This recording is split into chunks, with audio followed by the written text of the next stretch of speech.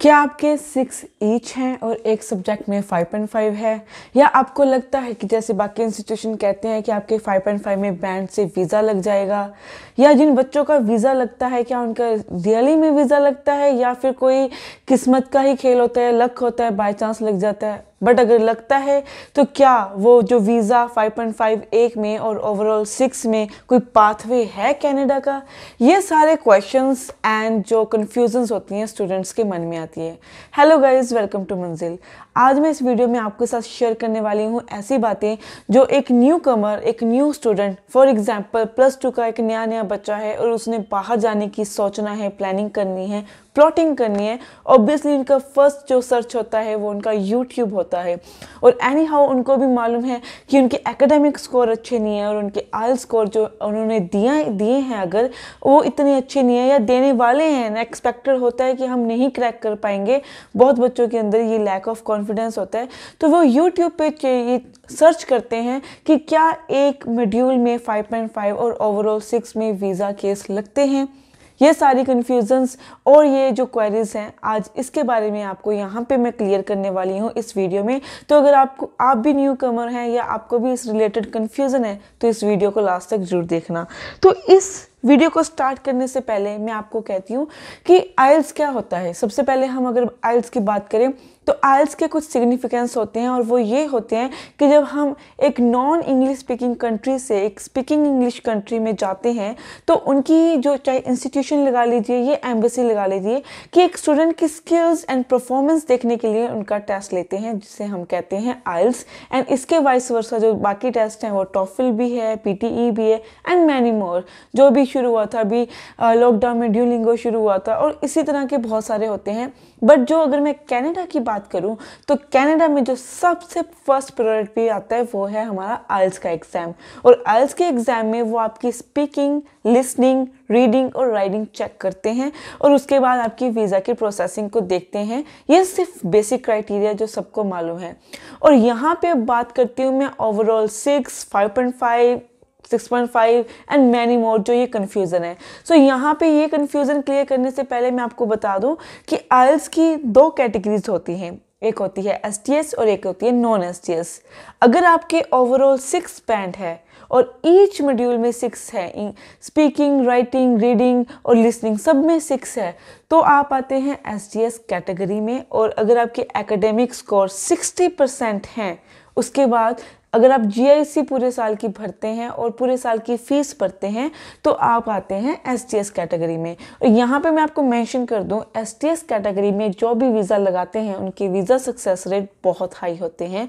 And उसके अलावा इनके पास बहुत सारे ऑप्शंस होते हैं इंस्टीट्यूशंस की और यूनिवर्सिटीज़ की, plus number of courses. And अगर मैं दूसरी साइड बात करूँ STS नॉन STS कैटेगरी में, तो इसमें क्या कंसिडर होता है, इसमें कंसीडर होता है कि आपके ओवरऑल तो 6 हैं बट एक मॉड्यूल में 5.5 हैं। ये सबको मालूम है, आई नो।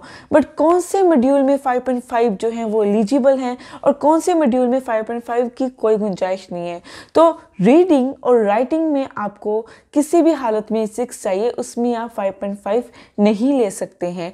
तो अगर आप STS कैटेगरी में नहीं हो, नॉन STS कैटेगरी में भी हो, तो भी आपके 6 और राइटिंग और रीडिंग में जो है वो 6 बैंड्स आने चाहिए। और इन केस आपके फाइनेंशियल क्राइटेरिया इतने अच्छे नहीं है और आप 1 साल की फीस जो है नहीं भर पा रहे हैं, तो भी आप नॉन STS कैटेगरी में आते हैं।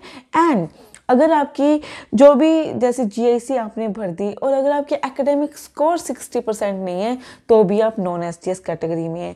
इन कैटेगरीज को बनाने का मतलब ये है कि इसमें वीज़ा सक्सेस रेट अगर 90% है तो ये 70 to 80% के ऊपर लाई करता है। And depends upon your profile कि आपने कैसे वो प्रोफाइल को अपने कोर्स के हिसाब से जस्टिफाई एंड उसको एलेबोरेट किया है।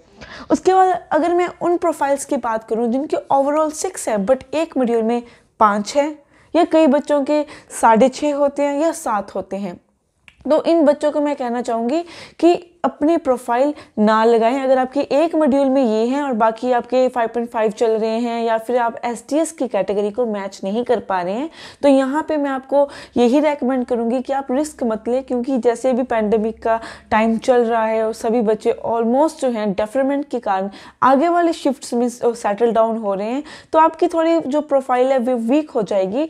बट अगर आपको फिर भी इनमें एडमिशन लेनी है तो मोर साउंडिंग करने के लिए मैं आपको यही रेकमेंड करूँगी कि इंस्टीट्यूशन, डिप्लोमास या कॉलेजेस में अप्लाई करने की जगह अगर आपकी इतनी वीक प्रोफाइल है तो आप यूनिवर्सिटी में ट्राई कीजिए। आपका जो है डेफिनेटली तो नहीं करूँगी पर आपके जो वीज़ा चांसेस हैं वो बहुत ज़्यादा हाई हो जाएंगे, स्पेशली उन बच्चों के लिए जो +2 के हैं।